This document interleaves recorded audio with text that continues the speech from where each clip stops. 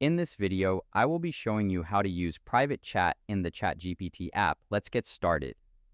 First, I open a new tab in my web browser and click on the address bar. I type in chatgpt.com to navigate directly to the Chatgpt interface. Once the page loads, I see the main dashboard with the greeting text asking how it can help. To start a private session, I look for the user profile menu. I move my cursor up to the top right corner where my profile icon is located and click on it. A small menu drop-down appears and I select the option that says Turn on Temporary Chat. Once clicked, the interface shifts into temporary mode, which works just like a private window.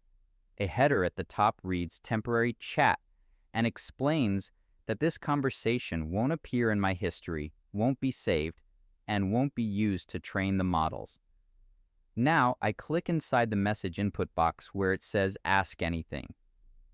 I type out a request to plan a surprise birthday celebration for my best friend, asking for a complete plan including a budget, venue ideas, activities, gift suggestions, and a timeline. After completing my prompt, I click the arrow button to send it. ChatGPT begins generating the response in real time. I can watch the plan populate onto the screen section by section. It starts with a summary and breaks down the layout into organized, easy-to-read parts. I scroll down to review the results. The response covers a party concept, multiple surprise options like a classic party or a casual hangout, and a detailed budget planning grid, categorizing venues, food, cakes, and decorations.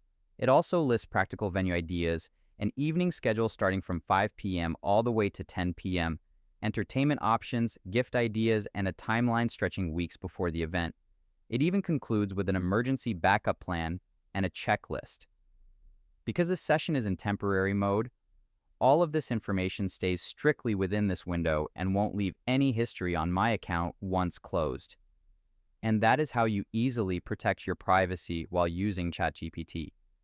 If you found this walkthrough helpful, please consider liking the video and subscribing for more quick tips and tutorials.